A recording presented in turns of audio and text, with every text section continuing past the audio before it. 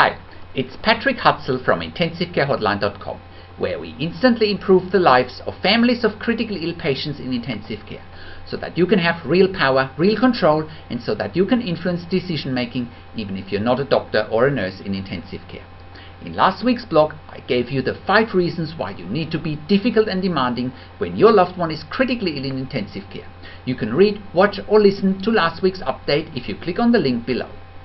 In this week's blog, I want to talk about the 5 things you didn't know you need doing whilst your loved one is critically ill in intensive care.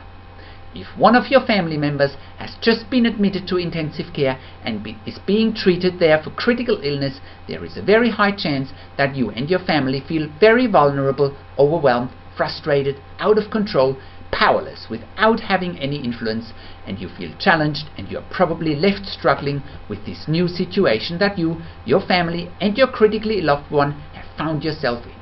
Worst of all, you feel like the decision-making process around the treatment, prognosis and diagnosis for your critically ill loved one is more often than not made without your consultation and input.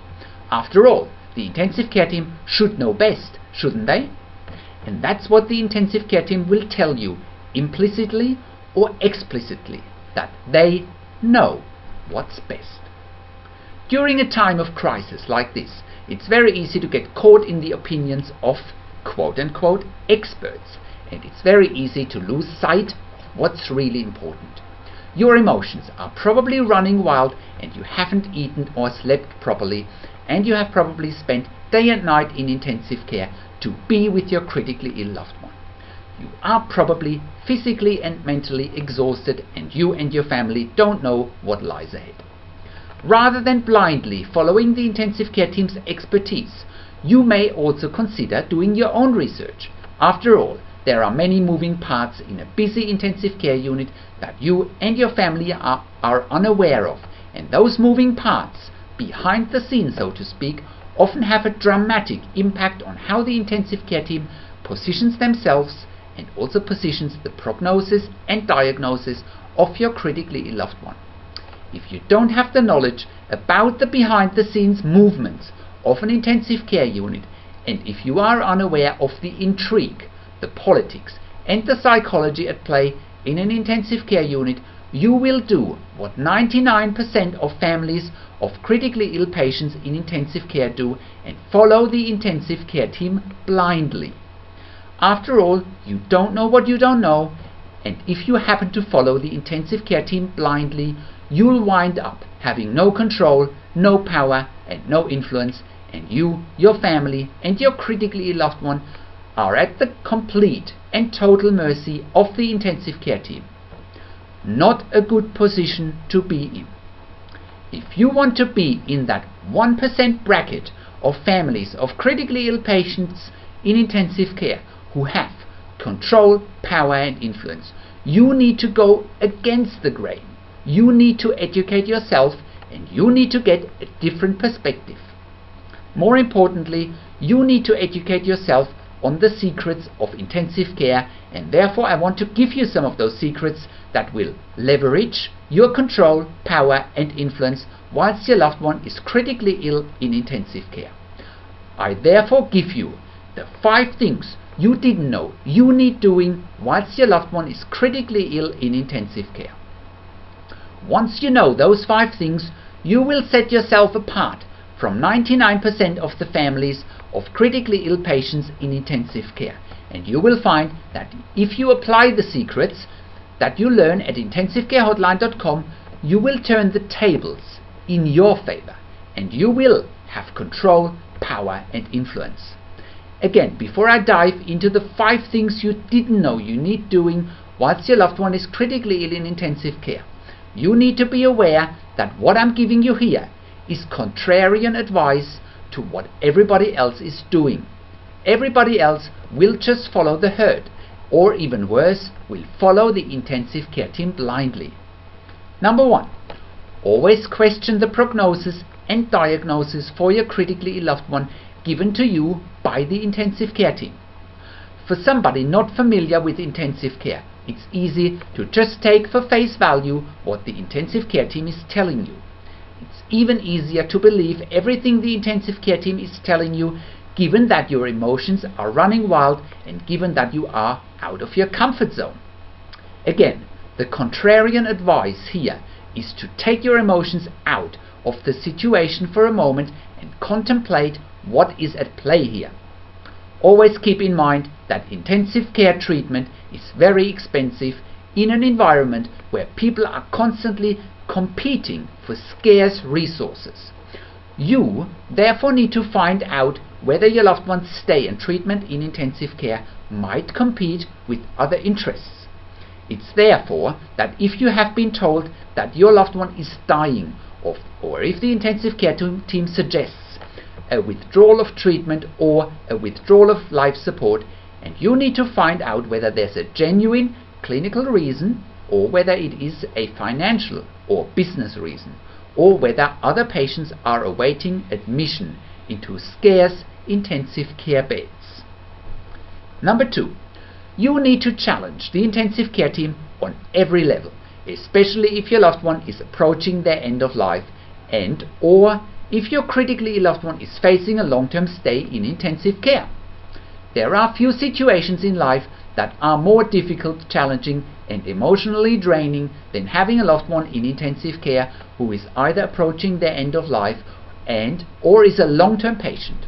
Both situations tend to be terrible, and often the intensive care team, as well as the families and their critically ill loved ones, are at a loss of what to do. The contrarian advice here is that you and your family need to demand more of the intensive care team in order to get the best possible treatment for your critically ill loved one. Often when you get told by the intensive care team that your loved one is dying, you need to question that assumption. Is the intensive care team not following through on your loved one's treatment because they have other competing interests? Does the intensive care team have a limited mindset and therefore doesn't believe in the recovery of your critically ill loved one? Does the intensive care team not want to invest the time, resources and energy that it takes to treat a long-term patient in intensive care? Number 3, you need to stop thinking that the doctors know what's best, because this belief is so wrongly ingrained in society that if you keep believing it, you are giving away your level of control, power and influence on a platter. Know this: yes, doctors and nurses are highly skilled professionals. However, society also has this wrong belief that they always know what's best. And that's how they often position themselves, because society has allowed the doctors and the nurses to do so. Again, the contrarian advice here is to question their assumptions. How could doctors possibly know what's best for your critically ill loved one if they don't know your loved one personally? How do doctors know how your critically ill loved one deals with adversity? Has your critically ill loved one beaten the odds before? Is your critically ill loved one resilient? If you only answered yes to one of those questions, you need to listen to your gut and not to the doctors. If you know that your critically ill loved one can beat the odds, then it's time to tell the intensive care team, and you should be doing that irrespective of the prognosis, diagnosis and position of the intensive care team. Number 4, irrespective of the diagnosis and the prognosis you have been given for your critically ill loved one, you must know and learn about the moving parts in intensive care that are impacting the intensive care team's positioning.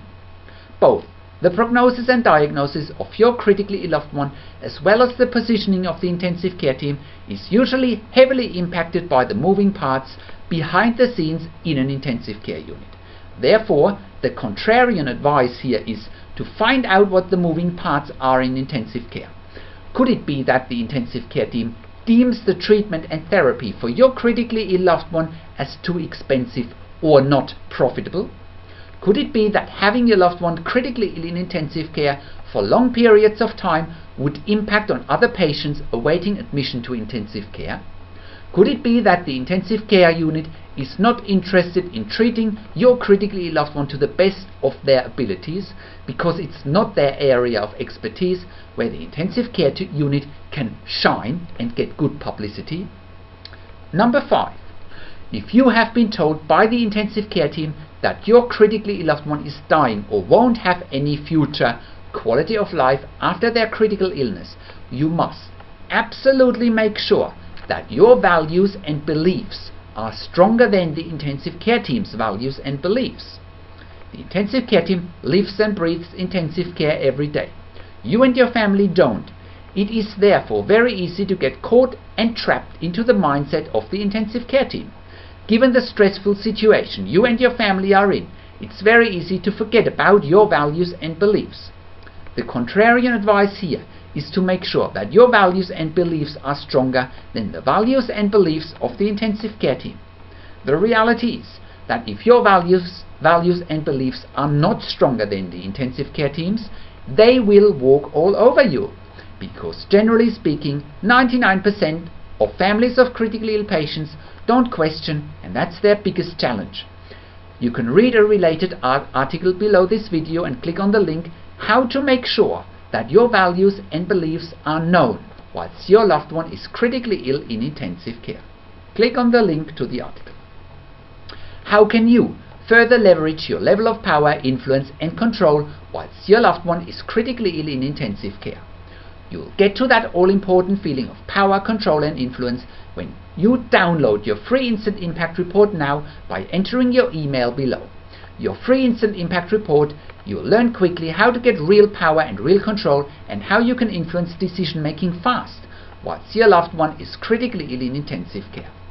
In your free report, help you with in-depth insight that you must know whilst your loved one is critically ill or is dying in intensive care.